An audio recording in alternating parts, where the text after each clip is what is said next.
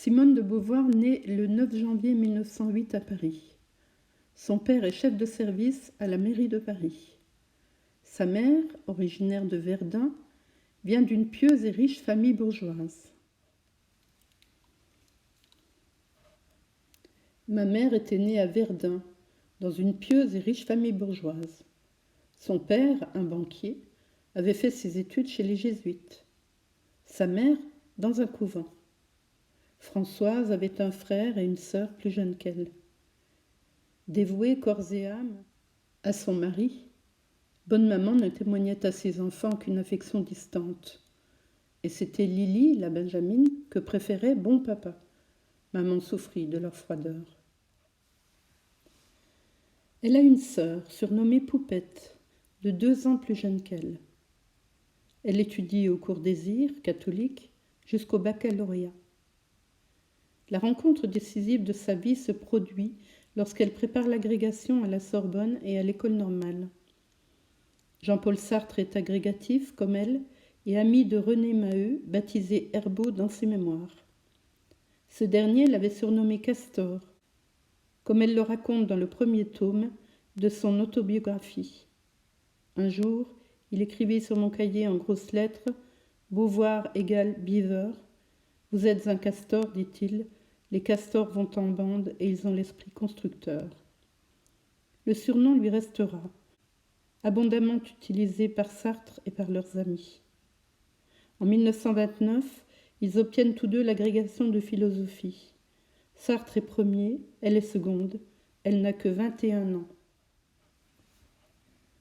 Dès le début de leur rencontre, lorsqu'ils étaient étudiants, Jean-Paul Sartre lui avait clairement signifié que seule l'écriture l'intéressait. Mais Simone de Beauvoir voit en lui immédiatement un double, avec qui elle pourrait toujours tout partager. Elle ajoute « Quand je le quittais au début d'août, je savais que plus jamais il ne sortirait de ma vie. » Et puis une grande chance venait de m'être donnée. En face de cet avenir, brusquement je n'étais plus seule. Jusqu'alors, les hommes à qui j'avais tenu, Jacques et à un moindre degré Herbaut, étaient d'une autre espèce que moi, désinvoltes, fuyants, un peu incohérents, marqués par une sorte de grâce funeste, impossible de communiquer avec eux sans réserve. Sartre répondait exactement aux vœux de mes 15 ans. Il était le double en qui je retrouvais, portées à l'incandescence, toutes mes manies. Avec lui, je pourrais toujours tout partager. Quand je le quittais au début d'août, je savais que plus jamais il ne sortirait de ma vie. De cette différence va naître ce qu'ils vont appeler leur pacte et que Jean-Paul Sartre formule ainsi « Entre nous, il s'agit d'un amour nécessaire, il convient que nous connaissions aussi des amours contingentes. » Dans un premier temps, ils vont conclure un bail de 2 ans, fondé sur l'absence de mensonges et de dissimulation. Quelque temps plus tard, alors que Simone de Beauvoir exerce à Marseille et Jean-Paul Sartre au Havre, leur entente se fait plus étroite et ils remettent en question ce bail, rejetant dans les lointains de la trentaine d'éventuelles dissipations. La notion de fidélité temporaire remplace le fameux bail. Le duo évolue vers le trio, avec l'arrivée d'Olga. Nous pensions que les rapports humains sont perpétuellement à inventer, qu'a priori aucune forme n'est privilégiée, aucune impossible. Celle-ci nous parut s'imposer. Mais le bel ensemble ne tarde pas à se fissurer. Tous trois sont mécontents de la formule qui les lie et les relations évoluent vers l'amitié. Le couple Sartre-Beauvoir est fortement ébranlé par l'arrivée de Dolores, une Américaine, dans la vie de Sartre en 1945. Inquiète de voir son compagnon fortement épris d'une autre, Simone de Beauvoir l'interroge sur leur propre relation et se voit répondre que le pacte est respecté. Sartre et Dolores rompront en 1949. La rencontre de Simone de Beauvoir et d'Algren à New York en 1947 la pousse à nouveau à poser le problème de la fidélité dans le couple. Elle reconnaît alors que dans le pacte, Sartre et elle avaient oublié la troisième personne, le tiers. Ce qu'elle nomme le défaut de notre système allait peser lourdement dans sa relation à ce nouveau grand amour de sa vie.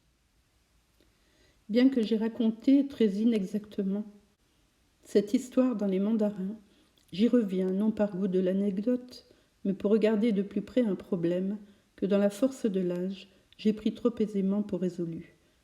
Entre la fidélité et la liberté, y a-t-il une conciliation possible? À quel prix? Souvent prêchée, peu observée, l'intégrale fidélité est ressentie d'ordinaire par ceux qui se l'imposent comme une mutilation. Ils s'en consolent par des sublimations ou par le vin. Le mariage traditionnel autorisait l'homme à quelques coups de canif dans le contrat, sans réciprocité. À présent, beaucoup de femmes ont pris conscience de leurs droits et des conditions de leur bonheur. Si rien dans leur propre vie ne compense l'inconstance masculine, la jalousie les rongera et l'ennui. Nombreux sont les couples qui concluent le même pacte à peu près que Sartre et moi, maintenir à travers des écarts une certaine fidélité.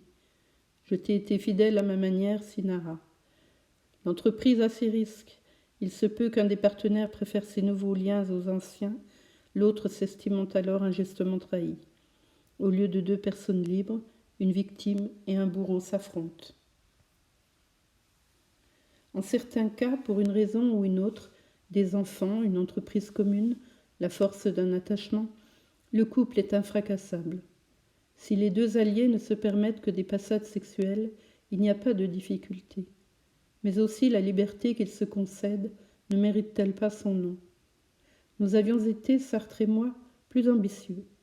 Nous avions voulu connaître des amours contingentes, mais il y a une question que nous avions étourdiment esquivée. Comment le tiers s'accommoderait-il de notre arrangement? Il arriva qu'il s'y plia sans peine. Notre union laissait assez de place pour des amitiés ou des camaraderies amoureuses, pour des romances fugaces. Mais si le protagoniste souhaitait davantage, des conflits éclataient. Sur ce point, une discrétion nécessaire a compromis l'exactitude du tableau peint dans la force de l'âge. Car si mon entente avec Sartre se maintient depuis plus de 30 ans, ce ne fut pas sans quelques pertes et fracas dont les autres firent les frais. Ce défaut de notre système se manifesta avec une particulière acuité pendant la période que je suis en train de raconter. La rupture avec ce dernier, Algren, se produit au retour d'un long voyage qu'ils effectuent au Yucatan, au Guatemala, au Mexique, en 1948. Il lui propose de l'épouser, elle respecte le pacte qui la lie à Sartre, Algren est meurtri, il rompt. Sartre et Beauvoir n'habiteront pas ensemble, mais ils resteront proches l'un de l'autre, comme lorsqu'ils habitent le même hôtel, mais pas au même étage, à Montparnasse. En 1952, elle commence une relation amoureuse qui s'achève en 1959 avec Claude Lanzmann, le seul homme de sa vie qui partagera sa vie et son appartement. Ce n'est pas au sens ordinaire du mot que Simone de Beauvoir parle de famille. Ni Sartre ni elle ne voulaient du mariage, et encore moins de descendance. Elle évoque même son aversion pour la vie de famille, et à plusieurs reprises dans ses écrits, elle manifeste un désintérêt, voire davantage, pour la maternité. Enfanter, écrit-elle, c'est accroître vainement le nombre des êtres qui sont sur terre.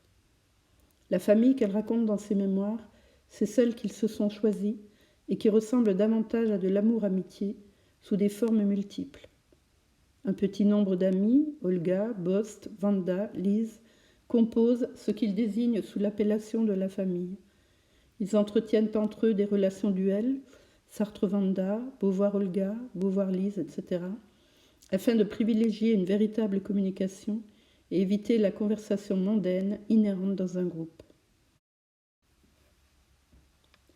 Sylvie Lebon entre dans sa vie en 1960. Élève d'Hippocagne, elle avait écrit à Simone de Beauvoir pour la rencontrer. Au cours des années, leur relation se fait de plus en plus intime, au point que la philosophe se reconnaît dans cette élève brillante qui enseignera dans le même lycée qu'elle, quelques décennies après, à Rouen.